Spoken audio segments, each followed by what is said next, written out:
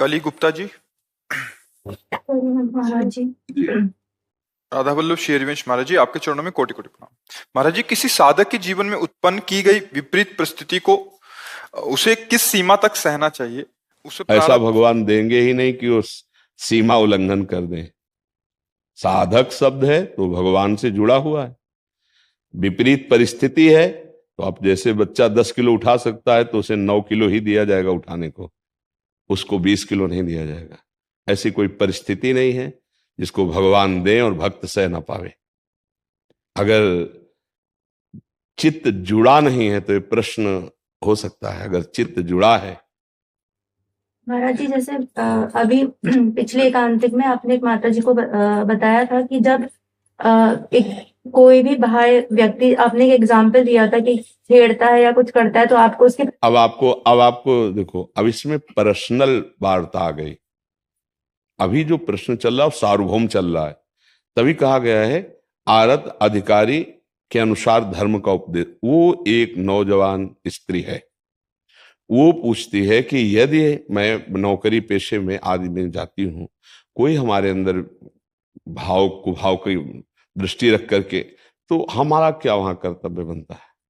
वहां कर्तव्य बनता है रुद्र दृष्टि, ना सहन करना, रिपोर्ट करना। वो लाइन क्या होगी जिस तक हमें सहन करना है और जिसके बाद देखो, इसमें प्रारंभ में ही विरोध कर देना है, इसमें सहन शक्ति नहीं रखनी है। और इस केस को हटा के महाराज जी कोई और व्यवहारिक परिस्थितियों, कोई दोषारोपण कर रहा है या आपकी गलती ना होने पर भी आप उस पे विचार करना है, इस पर नहीं। क्योंकि हाँ, इसमें पूरा, अगर हम किसी को जरा भी सहन करते हैं तो वो हमारे शरीर शोषण की वृत्ति को बढ़ावा पा करके आगे कदम उठा सकता है, इसलिए इसको नहीं सहना है।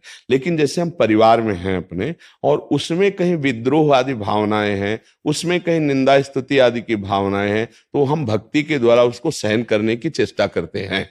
और जब हम सहन करेंगे और वो बढ़ता चला जाएगा तो ईश्वर उसे दंड दे देंगे। भक्ति का सिद्धांत ये है। उसे प्रारब्ध का भोग ही समझे महाराज जी अपने। विवेक से है, प्रारब्ध का भोग क्या? देखो, पागल आदमी रोड में गाली दे रहा हो तो हम क्या करेंगे? हंस के चल देंगे।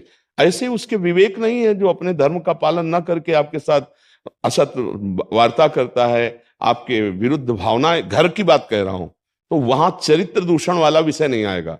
अगर हमें बाहर से कोई या घर में ही कोई हमारे चरित्र पर बात आती तो फिर हम सहन नहीं करेंगे।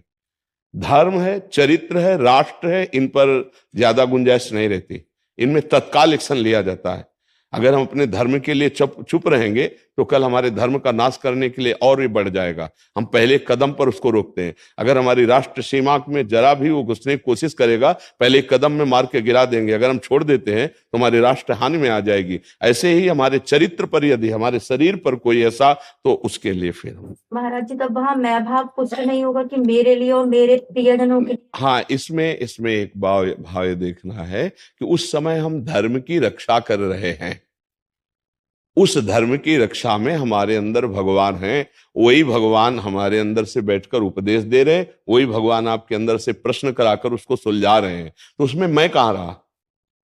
उसमें मैं कहाँ रहा? जैसे हमारे परिवार का कोई सदस्य हमारे जब चरित्र पर जिसका अधिकार नहीं है और वो गलत दृष्टि रख रहा है, तो यदि हम उसको 1-2 बार प्रार्थना कर देते हैं फिर भी नहीं समझ रहा है, तो दंड ही उपाय होता है ऐसी मनोवृत्ति को रोकने के लिए। अब जैसे घर में पति है, पति के परिवार के जन हैं, कुछ ऐसी बातें हैं जो समस्याएं घर गृहस्थी की होती है, उनको हम सहते हैं। मालूम मेरे अनुकूल पति वस्तुएं नहीं दे पा रहा है तो हम उसको सह जाते हैं कि हमारा प्रारब्ध भोग है। दूसरे हार पहनते हैं, अच्छे अच्छे वस्त्र पहनते हैं, मेरे पति के पास ऐसी सुविधा नहीं, तो हमको प्यार से मिलकर नमक रोटी खा करके हमें जीवन गुजारा करना है। हमको पड़ोस में नहीं देखना कि उसकी पत्नी के पास वो हार पति ला के दिए। ऐसी परिस्थितियों में, या जैसे सास ससुर हैं, उनका थोड़ा कटु व्यवहार है और हमारे पूज्य हैं, हमको उनकी सेवा की भावना रखनी है, हमको सहना है। अगर वो निंदा करते तो उनको सहते हैं। जैसे और भी ऐसे बहुत सी परिवार में कलह की जगह हैं, वहां हम शांत हो जाते हैं। लेकिन चरित्र की जब बात आती तब वहां हमें सावधान होने की जरूरत है।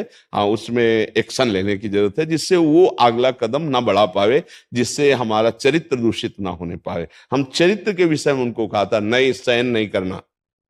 जैसे धर्म के विषय में, इष्ट के विषय में, राष्ट्र के विषय में, चरित्र के विषय में कोई गुंजाइश नहीं है सहन करने की।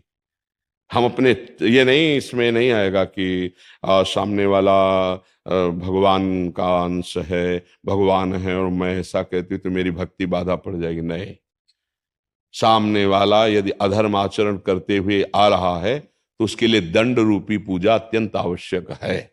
यहां बात समझना, विवेकवान भक्त बहुत विवेकवान होता है, बिल्कुल निर्भय होता है। जब प्रहलाद जी को पहले सजाया माता ने, गोद में बैठाया हिरण्यकश्यप के, तो प्रहलाद जी पहले गए और साष्टांग दंडोत किए पिताश्री कह करके। बहुत प्यार आया हिरण्यकश्यप को, पूछा बेटा तुम्हें पसंद क्या है? उनका भगवान श्री हरि की श्रवणम कीर्तनम स्मरणम विष्णुर पाद सेवनम अर्चनम बंधनम दास्यम सख्य आत्मनिवेद उठा के पटक दिया। ये किसने सिखाया इस छोटे से बालक को? दंड देने के लिए उतावला हो। प्रहलाद जी ने उसी समय फिर पिताश्री नहीं कहा, क्योंकि अब ये निज धर्म पर बात आ रही ना। हरि हमारे जीवन धन, हरि की निंदा तो कहा दैत्यराज, ये किसी के सिखाने पढ़ाने से नहीं होता, ये महापुरुषों की चरण रज के अभिषेक से ऐसी स्थिति होती है। और वो बालक इतनी खिलाफत हिरण्यकश्यप कर लिया कि पूरा का पूरा अपना बल प्रयोग कर डाला। त्रिभुवनपति था, पर कभी प्रहलाद जी को सदमा नहीं हुआ, शोक नहीं हुआ, भय नहीं हुआ, डरे नहीं। जहां धर्म की बात है वहां परम पवित्र मां कैकेयी जी, जब भरत जी को पता चला मेरे लिए कि मुझे चक्रवर्ती सम्राट पद मिले और मेरे प्राण प्रिय राम को 14 वर्ष का वनवास, तो कहा पापिनी आज के बाद कभी तेरा मुख नहीं देखेंगे और कभी मां नहीं कहेंगे। समझ रहे? जहां हमें अपने धर्म के पालन की बात आती है, वहां फिर ये लौकिक धर्मों का स्वभाव हो जाता है। हाँ, धर्मम भजस्व सततम त्यज लोक धर्मान। लोक धर्मों का तब तक हम आदर करते हैं जब तक हमारे महान भागवत धर्म पर आंच नहीं आती। अगर परम धर्म पर आंच आती है तो अपने आप सिद्धांत आ जाता है, त्यज लोक धर्मान। लोक धर्मों का सर्वधर्मान परित्यज्य माम एकम शरणम ब्रज। ये बहुत विवेकवान भक्त होता है, विवेक से चलना है, झगड़ा नहीं करना। लेकिन बचाव पक्ष में भी भगवान ने जितनी बुद्धि दी है उतना हमें समझ। देखो, एक बार एक गुरु जी ने कहा सब में भगवान है बेटा, ऐसी भावना करो सब में भगवान है। ठीक है।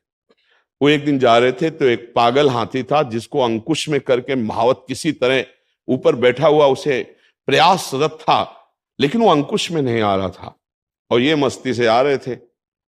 गुरुजी ने कहा सब में भगवान है। तो उन्होंने कहा भैया हट जाओ, हाथी पागल है इस समय, हमारे शासन में नहीं, हट जाइए आप। तो उनका सब में भगवान है। नजदीक गए, हाथी ने उठा के पटक दिया सूंड से उसे, बहुत चोट लगी। लद के गुरुजी के पास, क्या हो गया, क्या हो गया? बोले गुरुजी आपने पिटवा दिया। क्यों? आपने कहा तो सब में भगवान है, तो हमने हाथी में भी भगवान, तो किसी ने रोका नहीं। बोले महावत तो दूर से चिल्ला रहा था कि दूर हटना, हाथी मेरा पागल है, कंट्रोल में नहीं, मारेगा। तो बोले महावत में भगवान नहीं देखा क्या? भगवान महावत में भी तो थे जो रोक रहे थे, आपको मान लेते। तो ये बात समझना है, भक्त मूर्ख नहीं होता, विवेकवान होता है। उस समय भगवान हमको कैसी प्रेरणा दे रहे हैं। अगर ऐसा लगता है सहन करने से तो सहन कर लेते हैं, अगर लगता है अगला स्टेप इसका ज्यादा जोर का हो जाए तो फिर हम उसका विरोध करते हैं। महाराज जी, यहाँ चरित्र से तात्पर्य चरित्र के गुणों से है कि जो हमारी सत्यनिष्ठा है उस पर कोई दोषारोपण करे तब हम सुन करके कान में अंगुली डाल के हट जाना चाहिए, झगड़ा नहीं करना चाहिए उस समय। जिस संत संभ श्रीपद अपवादा, कही सुनीता अस मर्यादा, काटी जीव तास जो बसाई, और नहीं तो श्रवण मूंद न तो चले पर आई। दो साधन बताए, यदि आप में दम हो तो उसकी जबान बंद कर दो, पर ये अपने लोगों के लिए ठीक नहीं। दूसरा बढ़िया है, कान में अंगुली डाली राधा राधा। महाराज कुछ भी बोलने पर कोई कहे ऐसे समय भगवत प्राप्ति हो जाएगी, ऐसे प्रिय प्रीतम मिलेंगे तुम्हें, हाँ, उनको बोलने दीजिए। अपने को और पुष्ट होना है कि नाथ परीक्षा ले लो, मैं आपको छोड़ने वाली नहीं। अंदर ही अंदर से प्रभु आप कितना भी कष्ट दे लो, हम जानते हैं आप भी इनको प्रेरित कर रहे हो, आप कितनी भी परीक्षा ले लो, मैं आपकी ही निष्ठा में रहूंगी। राधा राधा राधा राधा, खत्म कर। यहां कोई झगड़े की जरूरत। अलग अलग जगह धर्म का स्वरूप निर्णय में आता है नहीं? तो अपने लोगों को यहां सहन करना है, यहां हमारी हानि नहीं होने वाली। हम उसमें भी भगवत भाव करके हट जाते हैं, पर संग नहीं करेंगे, हट जाते हैं, उपेक्षा कर दे। अब मान लो घर में ही कोई पति है, मान लो अगर ऐसा करता है तो उसके लिए हमने उपाय बताए। कंठी कह रहा है नहीं धारण करना, हटा दिया। तिलक नहीं धारण करना, जी नहीं धारण। पूजा में नहीं बैठोगे, हाँ जी ठीक है। जितनी देर वो सामने है उनकी सेवा कर रहे, अंदर से राधा राधा जप रहे और एकांत में रो रहे हैं, हे प्रिया प्रीतम आपने ही संग दिया है, अब हम बाहरी आपके ये सब लक्षण नहीं धारण कर, लेकिन हृदय मेरा आपका है, निश्चित भगवत प्राप्ति हो जाएगी। जब हम कह रहे थे तुम्हें क्या चिंता कर ली। मतलब आप कहीं ना कहीं शिष्यत्व तो भाव आता है ना संतों के पास कि मैं इनका शिष्य हूं, तो बात मानोगे तभी तो भाई, बात तभी रंग लाएगी जब आप शिष्यत्व भाव लाओगे। गीता जी तभी उपदेश दिया भगवान ने, मित्र भाव से नहीं दिया। जब नीचे उतर कर साष्टांग दंडवत हुए बोले शिष्यस्तेयम साधिमाम त्वम प्रपन्नम, मैं आपकी शरण में हूं, आपका शिष्य हूं, तब गीता उपदेश हुई। यदि झगड़ा हो रहा है तो उस समय हमें शांति धारण करनी है। बाहरी में कोई पूजा नहीं करेंगे, राधा राधा राधा, तो रोना आएगा। प्रभु आप देख लीजिए, निश्चित भगवत प्राप्ति हो जाएगी। भगवान के भाव को समझिए। हम अंदर ही अंदर, अगर हमारे घर का माहौल बिगड़ रहा है तो हमें नहीं बिगाड़ना है, उनमें भी भगवान है। हम उनके सामने बिल्कुल संसारी बन के रहेंगे, पर अंदर से राधा राधा रटेंगे और एकांत में प्रभु के लिए रोएंगे, बढ़िया बात बन जाएगी। अब हम झगड़ा थोड़ी करेंगे। अब इतनी निष्ठाया तो हो, जैसे मीरा जी रत्नावती की मूड़ मुड़ आया, बैठ गए, चाहे प्राण ले लो, अब न कंठी हटेगी न तिलक हटेगा। अब ये तो घर घर में झगड़ा शुरू हो जाएगा, नहीं शुरू हो जाएगा। अगर पति ऐसा है, ऐसी माहौल वृत्ति है, तो हमको अपनी बाहरी भक्ति को गौड़ कर देना चाहिए और आंतरिक भक्ति को मुख्य कर देना चाहिए, जिससे झगड़ा ना हो। अब दूसरा उपाय तिलक लगाने का, सूखी रज ले ली, ऐसे कर लिया, बिल्कुल नहीं लगा और संस्कार भी हो गया, गुरु आज्ञा का भी उल्लंघन नहीं हुआ। अच्छा रे कंठी की बात, तो जब चले गए तो गले में ऐसे छुआ करके उसे छाती से लगा के रो, देखो प्रभु ऐसी परिस्थिति दी है आपने कि मैं, भगवान सब जाने, पक्का आपके ऊपर प्रसन्न हो जाएंगे। भक्त चतुर होता है, रामई भजेते चतुर। लंका में विभीषण जी राज दरबार में रावण की बैठकर के सभा में महान भक्ति कर ले गए, नहीं कर ले गए। तो हमको ये चाहिए कि भक्ति का ऐसा दिखावा में जहां झगड़ा हो रहा हो तो गुप्त कर देना चाहिए। झगड़ा हो रहा हो तो हमें लगता है कि भक्ति मंडन करना सिखाती है, खंडन नहीं। भक्ति एक प्यार है, भक्ति एक समुद्र जो सबको समा लेती है। अगर हम सही ढंग से चलेंगे ना तो सामने वाले का परिवर्तन होगा होगा, पक्का होगा। भक्त का संग करने वाला भक्त ही होता है। आप पत्नी हैं और आप भक्त हैं, वो कितने दिन अभक्त रहेगा? आपके संसर्ग से उसका परिवर्तन। कितने ऐसे अभक्तों के चरित्र आए हैं जो पत्नी के संसर्ग से पत्नी से ज्यादा भगवान के भक्त बन गए। ऐसे कितने उदाहरण आए। एक अंगद जी नाम के महापुरुष हुए हैं, बहुत बड़े भक्त हुए हैं। उनका भतीजा राजा था, उनको बिल्कुल किसी साधु महात्मा भक्ति भगवान कोई मतलब नहीं, 100 का 100%। अब उनका जब ब्याह हुआ तो उनकी पत्नी बहुत ही सुशील और गुरु किए हुए और रात दिन भजन में लगने वाली। देखो भाग्य की बात देखो। जब उस घर में आई तो कहीं ठाकुर सेवा नहीं, कहीं कोई भगवान नाम नहीं, कोई बिल्कुल विलासितापूर्ण जैसे राजाओं के होते हैं। बहुत प्रवीण थी, उन्होंने बाहरी कुछ भी भक्ति का वहां कुछ नहीं किया, अंदर ही अंदर भगवान का चिंतन करते ही। अब रोज संतों की सेवा उनके घर में होती थी, राजकुमारी थी, और उनके गुरुजी कभी कभी मिलने आया करते थे कृपा करके। अब वो सब संत सेवा नहीं, गुरु मिलन नहीं, सब। तो एक दिन उन्होंने एक अपने निजी दासी से पत्र लिखकर अपने मायके भेजा, एक बार गुरुजी के दर्शन हो जाए, पर हमारे पति बिल्कुल नास्तिक हैं। बहुत संभाल करके दासी से कहा जब वो ना हो तब उनको लाना। तो राज दरबार चले गए थे, गुरुजी आए तो चरणों में अभिषेक करके भगवान की तरह पूजा करके उनको आसन पे बैठाल के आप चरणों में बैठी थी और उपदेश वो दे ही रहे थे, इतने में वो आ गए और वो बिल्कुल अश्रद्धालु थे। वह खड़े हो, ये साधुता है कि किसी भी पुरुष की स्त्री को एकांत में बैठाल कर आप उपदेश कर रहे हैं?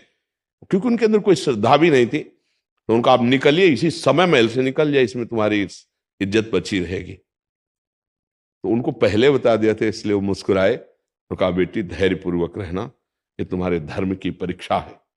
और उठे और चल दिए। ये बर्दाश्त नहीं हुआ उनकी पत्नी को। उनका मैं आपसे कुछ कह तो नहीं सकती, लेकिन आज से ना अन्न ना जल और ना आंख खोलकर आपकी तरफ देखूंगे, आप चाहे मार डालो मुझे। आपने मेरे गुरु का मेरे सामने अपमान किया, अब मैं जीऊंगी नहीं। अब ऐसे भूखे प्यासे रहकर अपने प्राण त्याग दूंगा। वो लेट गए आसन में, और वो इतनी सुंदर सुशील स्वभाव की थी कि उनका चित्त आसक्त हो चुका था।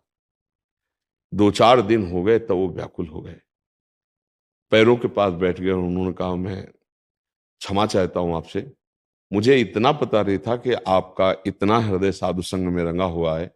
कैसे आप प्रसन्न होंगे, कैसे आप जल और भोजन ग्रहण करेंगी?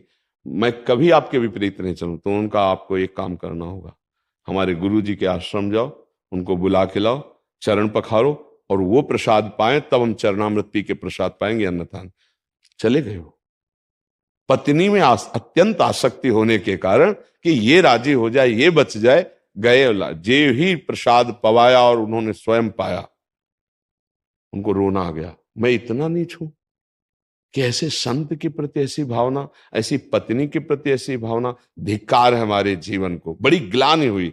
पत्नी से कहा, घर में ठाकुर विराजमान करो, हम दोनों मिलकर सेवा किया करेंगे और अतरे दिन संत सेवा करवाएंगे। खोज करवाते गए हुए संतों को बुलाए। अरे इतने महाभागवत हो गए वो कि बिना भोग लगाए ठाकुर जी का कुछ पाते नहीं थे। बड़ा चरित्र है। राजा ने एक षड्यंत्र रचा उनको मारने के लिए, तो जो उनकी रसोई में भोजन बनाती उससे कहा, जहर मिला दीजिए। जहर मिला दिया गया। राज परिवारों में ऐसा होता है। उनके सामने थाली गई, तो जो रसोई बनाने वाली थी वो निजी जन रखे जाते थे, तो वो उनकी बहन थी जो वैधव्य को प्राप्त हो गई थी। जब पाने को बैठे तो उन्होंने कहा, उनकी एक बिटिया थी जो रसोई बनाने वाली थी, कहा हम रोज उसको अपने संग पवाते हैं, आज दिखाई नहीं दे। बोले नहीं, आप पा लीजिए। बोले नहीं उसको। तो उसको लगा कि जब मेरी बेटी से इतना प्यार हो, मैं छल करके राज आज्ञा से जहर मिला रहे। तो उनका, भैया पाना मत, इसमें जहर मिलाया है। उनका क्यों? बोले राज आज्ञा है, अगर मैं जहर नहीं मिलाती तो मेरी गर्दन उतार दी जाती। तो उनका, ठाकुर जी को भोग लग गया है? उनका हाँ। बोले अब नहीं छोड़ूंगा, ठाकुर जी का भोग लग गया, अब नहीं। वही जो इतने नास्तिक स्वभाव पहला था, उन्होंने पूरा सब पा लिया, कुछ भी नहीं हुआ, कुछ नहीं हुआ। उसमें भक्तमाल जी में है चरित्र अंगद जी का, कुछ नहीं हुआ। बड़े महापुरुष हुए, आगे चलो बड़े महापुरुष हुए।